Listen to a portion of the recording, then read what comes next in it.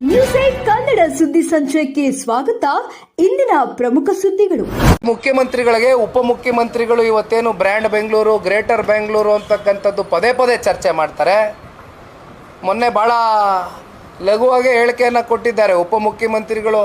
ಬರಲಿ ಬಿಡಿ, ಮಳೆ ಬಂದರೆ ಒಳ್ಳೇದಲ್ವಾ, ಯಾಕೆ ಬೇಡ ಅನ್ನಬೇಕು ಅಂತಾರೆ. ನಿಮಗೇನು ತೊಂದರೆ ಆಗಲ್ಲ. ನೀವೆಲ್ಲ ಆರಾಮಾಗಿ ದೊಡ್ಡ ದೊಡ್ಡ ಕಟ್ಟಡಗಳು, ಅಂತಸ್ತುಗಳು, ಬಿಲ್ಡಿಂಗ್ಗಳು ಕಟ್ಕೊಂಡಿರ್ತಕ್ಕಂಥವ್ರು ಆರಾಮಾಗಿ ವಾಸ ಆಗಿರ್ತೀರಿ. ನೀವಿರ್ತಕ್ಕಂಥ ಏರಿಯಾಗಳು ಲಕ್ಷಾಂತರ ರೂಪಾಯಿ ಬೆಳೆ ಬಾಳ್ತಕ್ಕಂಥ ಸ್ಕ್ವೇರ್ ಫೀಟ್ಗೆ ಇರ್ತಕ್ಕಂಥ ಏರಿಯಾಗಳಲ್ಲಿ ನೀವೆಲ್ಲ ವಾಸ ಆಗಿದ್ದೀರಿ. ಆದರೆ ಇಲ್ಲಿ ಮಳೆ ಬಂದರೆ ಸಮಸ್ಯೆ ಆಗ್ತಕ್ಕಂಥದ್ದು ಯಾರಿಗೆ? ಸಾಮಾನ್ಯ ನಾಗರಿಕರಿಗೆ ಸಮಸ್ಯೆ ಉಂಟಾಗ್ತಕ್ಕಂಥದ್ದು. ಹೇಳ್ತಾರೆ ಪಾಪ, ಮಳೆ ಬರಲಿ ಬಿಡಿ, ಅದಕ್ಕೇನಂತೆ, ಯಾಕೆ ಬರಬಾರ್ದು ಮಳೆ ಅಂತಾರೆ.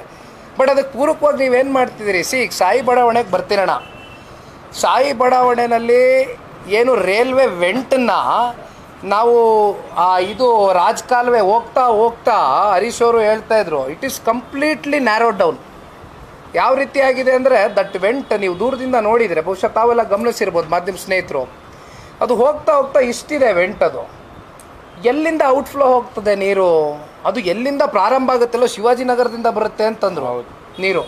ಅಲ್ಲಿಂದ ಇಲ್ಲಿಗೆ ಬಂದರೆ ಔಟ್ಫ್ಲೋ ಎಲ್ಲಿಗೆ ಎಂಡ್ ಆಗ್ತದೆ? ಆ ವೆಂಟು ಎಷ್ಟು ಅಗಲವಾಗಿರಬೇಕಾಗ್ತದೆ ಅದು ಹೋಗ್ತಕ್ಕಂಥದ್ದಕ್ಕೆ. ಇದು ಟೆಕ್ನಿಕಲ್ ಗ್ರೌಂಡ್ಸ್ ಮೇಲೆ ವರ್ಕ್ ಮಾಡಬೇಕಾಗಿತ್ತು.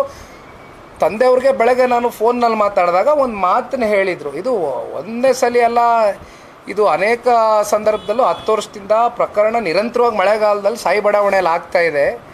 2-3 ಸಲ ಸನ್ಮಾನ್ಯ ಕುಮಾರಣ್ಣವರೇ ಪರ್ಸ್ನಲ್ಲಾಗೆ ವಿಸಿಟ್ ಕೊಟ್ಟಿರ್ತಕ್ಕಂಥದ್ದು ಕೂಡ ಮತ್ತೊಮ್ಮೆ ಅವರು ನೆನೆಸ್ಕೊಳ್ತಾ ಇದ್ರು. ಒಂದು ಮಾತನ್ನು ಹೇಳಿದ್ರು, ಕುಮಾರಣ್ಣ ಅವ್ರ ಮೇಲೆ ಏನು ಆ ಬಡಾವಣೆಗೆ ವಿಸಿಟ್ ಮಾಡಿದಾಗ ಅಲ್ಲಿರ್ತಕ್ಕಂಥ ವಾಸವಾಗಿರ್ತಕ್ಕಂಥ ನಾಗರಿಕರು ಇದನ್ನು ಸರಿಪಡಿಸ್ಬೇಕು ಅಂತಕ್ಕಂಥ ವಿಚಾರವಾಗಿ ಚರ್ಚೆ ಮಾಡಿದಾಗ ಕುಮಾರಣ್ಣ ಅವರು ಬಹುಶಃ ಬಸವರಾಜ ಬೊಮ್ಮಾಯಿಯವರು ರಾಜ್ಯದ ಮುಖ್ಯಮಂತ್ರಿಗಳಾದಂಥ ಸಂದರ್ಭದಲ್ಲಿ ಅವರಿಗೆ ಮನವಿಯನ್ನು ಮಾಡಿ, ಒತ್ತಾಯವನ್ನು ಮಾಡಿ 19 ಕೋಟಿ ರೂಪಾಯಿಯಷ್ಟು ಬಸವರಾಜ ಬೊಮ್ಮಾಯಿಯವರು ಒಂದು ಟೆಂಡರ್ನ ಕಾಲ್ಫರ್ ಮಾಡಿ ವರ್ಕ್ ಆರ್ಡ್ರನ್ನ ಇಶ್ಯೂ ಮಾಡಿ ಒಬ್ಬ ಆಂಧ್ರದ ಕಾಂಟ್ರಾಕ್ಟರ್ಗೆ ಕೊಟ್ಟು ಕೊನೆಗೆ ಹತ್ತತ್ರ 7 ಕೋಟಿ ರೂಪಾಯಿಯಷ್ಟು ವರ್ಕನ್ನು ಮಾಡಿದ್ದಾರೆ.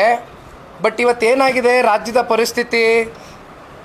33,000 ಕೋಟಿಯಷ್ಟು ಗುತ್ತಿಗೆದಾರರಿಗೆ ಇಲ್ಲಿವರೆಗೂ ಬಿಲ್ಗಳು, ಹಣ ವಾಪಸ್ಸು ಪಾವತಿ ಆಗಿಲ್ಲ. ಅದರಲ್ಲಿ ಒಬ್ಬ ಈ ಆಂಧ್ರದ ಕಾಂಟ್ರಾಕ್ಟ್ರು ಕೂಡ, ಅದು ಸಾಯಿ ಬಡಾವಣೆಗೆ ಸೇರ್ತಕ್ಕಂಥ ವಿಚಾರ.